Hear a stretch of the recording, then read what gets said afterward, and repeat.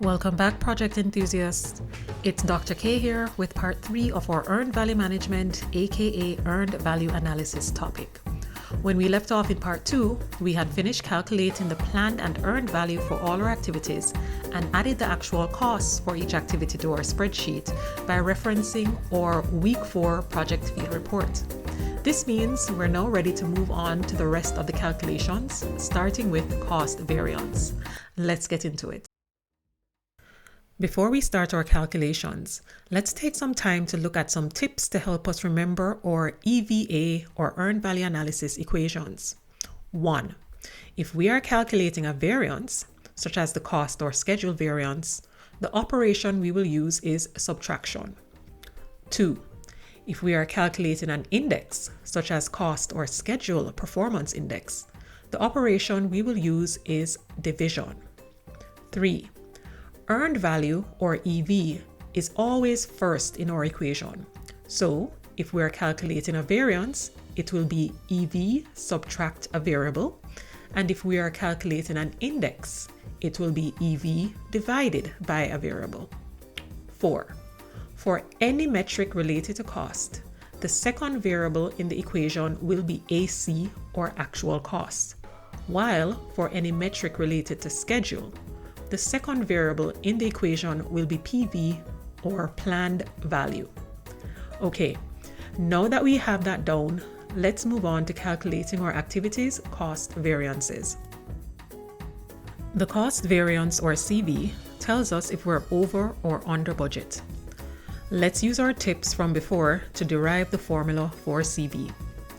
CV is equal to EV first, and this is a variance, so our operation is subtraction, and because this metric is related to cost, our second variable is AC. So our formula is CV is equal to EV subtract AC. If our CV is negative, that means we're over budget. Essentially, we have paid more for the completed work than its budgeted value. If CV is positive, we're under budget. That means we have paid less for the completed work than its budgeted value. Of course, if CV is 0, that means we have paid exactly what the completed work is worth, meaning we are on budget.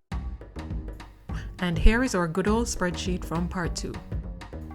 For activity A, the CV is 300 subtract 300, which is 0. For activity B, 400 subtract 500 equals negative 100. For activity C, 900 subtract 900 is equal to 0. And for activity D, 0 subtract 0 is equal to 0.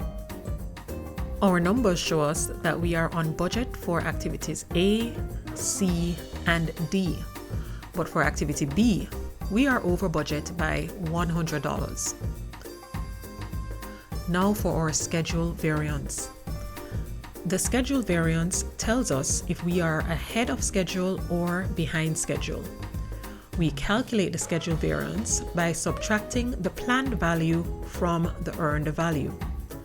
A negative schedule variance means we are behind schedule because we have not completed the value of work scheduled.